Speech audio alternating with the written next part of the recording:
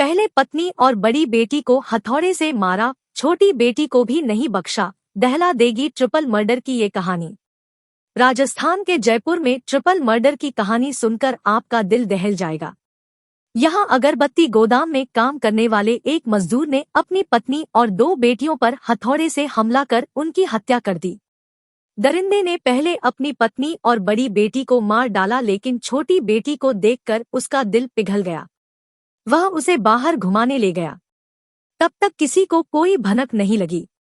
फिर अगले दिन रात में आरोपी छोटी बेटी के साथ दूसरे कमरे में सो गया, लेकिन कुछ घंटों बाद उसने हथौड़े से मारकर उसकी भी हत्या कर दी।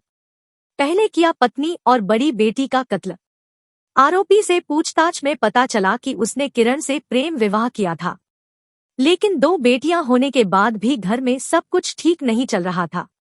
पारिवारिक परेशानियों और कर्ज से परेशान अमित घर में रोजाना झगड़े करने लगा। इतना ही नहीं, हाल ही में उसने अपनी साली की शादी भी की, लेकिन उसके बाद घरेलू तनाव बढ़ गया। ऊपर से 2 लाख रुपए के कर्ज ने उसे मानसिक रूप से इतना कमजोर कर दिया कि उसने अपने हंसते खेलते परिवार को मौत की नींद सुला दिया। छोटी बेटी को देखकर आरोपी के हाथ कांप गए। करधनी थाने के सीआई उदय सिंह के अनुसार घटना 17 व 18 नवंबर को सरना डूंगर इलाके की है, जहां मूल रूप से उत्तर प्रदेश के रहने वाले अमित कुमार ने 17 नवंबर की रात अपने कमरे में सो रही अपनी पत्नी किरण और 11 साल की बड़ी बेटी प्रिया के सिर पर हथौड़े से वार कर हत्या कर दी।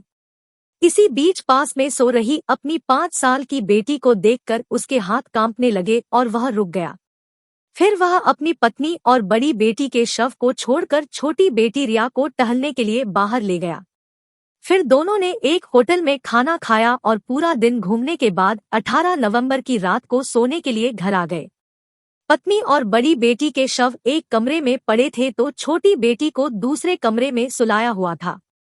लेकिन सुबह करीब 4 बजे जब आंख खुली तो छोटी बेटी रिया पर भी हमला कर उसे मौत के घाट उतार दिया गया।